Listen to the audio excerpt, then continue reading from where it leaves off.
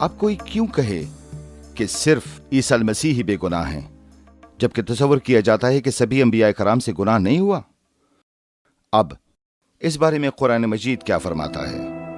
हम वाज़ेह तौर पर जानते हैं कि हज़रत ईसा मसीह ही सालेह हैं, वो रासबाज हैं, यानी वो ज़की हैं, बेगुनाह हैं, और इस बात की तस्दीक अहादीस भी करती हैं।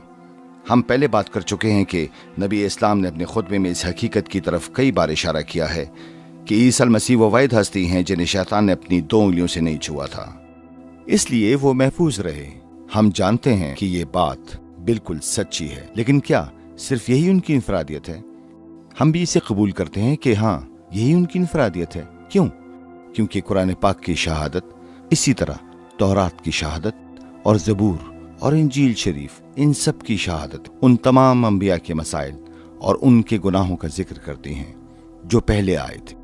मिसाल के तौर पर हम जानते हैं कुरान पाक की शहादत से सूरत अश-शुअरा की आयत नंबर 82 हमें हजरत इब्राहीम अलैहिस्सलाम के गुनाह के मतलब बताती है, जहां वो अपने गुनाह की माफी के लिए कोशा हैं। हम ये भी जानते हैं कि नबी मूसा अलैहिस्सलाम ने किस तरह उन्होंने एक शख्स को चोट लगाई और उसे मार डाला, उसे कत्ल कर दिया, और फिर खुद ही एतराफ किया कि जो कुछ मैंने किया वो शैतान का काम है, मैंने बहुत बड़ा गुनाह किया है।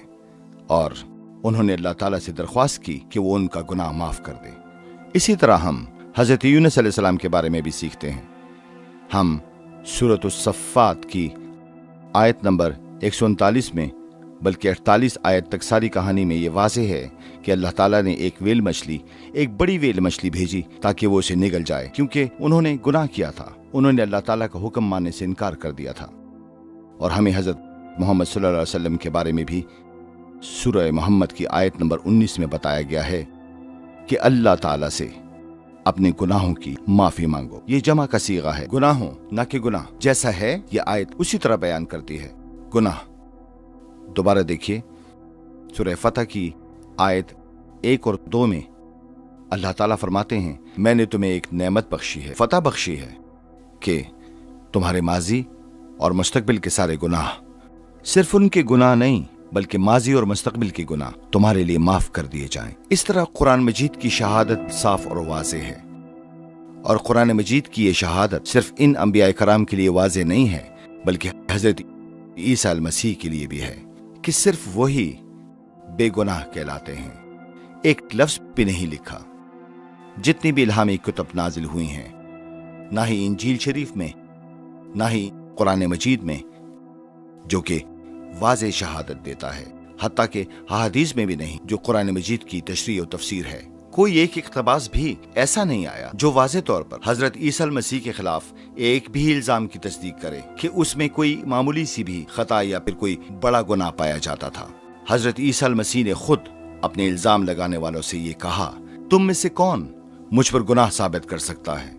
वाकई वो वाहिद जात है जिसमें कोई गुनाह नहीं था। अब इस सारी बहस का हासिल क्या है?